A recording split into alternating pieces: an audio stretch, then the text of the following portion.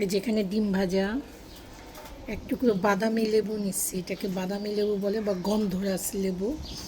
এখানে আছে পিওর খাঁটি বাঙালির আলু ভর্তা। এই যে মরিচ দিয়ে পেঁয়াজ বেরেস্তা করে আলু ভর্তাটা হয়েছে, এটা খুবই মজা। এটা একবার খেলে বারবার খাবেন। আর এই ভর্তাটা না এই গরমের মধ্যে বানালে সহজে নষ্ট হয় না, মানে আলু ভর্তাটা পেঁয়াজে ভেজে বাগার দিয়ে এরা বানালে এই আলু ভর্তাটা নষ্ট হয় না, খুব ভালো থাকে। প্রায় যদি সকালে বানান রাত পর্যন্ত আলহামদুলিল্লাহ ভালো থাকবে। এদিকে আসেন আমার গরুর মাংস। এই যে আমার গরুর মাংসের টেক্সচার, গরুর মাংস। রাস্তায় অনেক বস্তির ছেলে মেয়েরা খেলতেছে, আদর করে বললাম, আবার কিছু মনে করেন না। এই যে একটু খাই লেবু।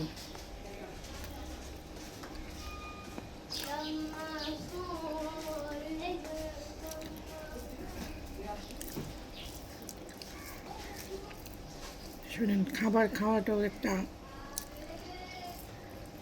আল্লাহ তালার নিয়ামত। দেখো তো কত মিনিট হয়েছে ভিডিওটা? 117।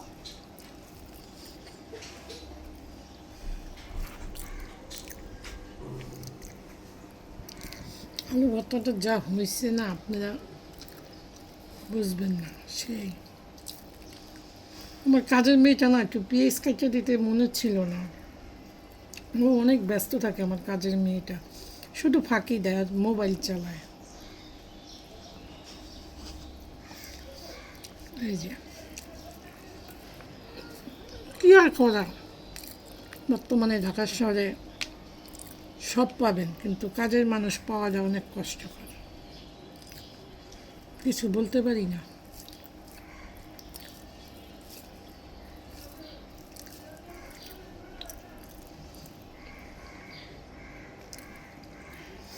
শুনেন, একটু মজা করলাম আপনাদের সাথে, কিছু মনে করেন না। সবাই ভালো থাকেন, সুস্থ থাকেন, নিরাপদে থাকেন, হাসি খুশিতে থাকেন। সবাইকে বাই।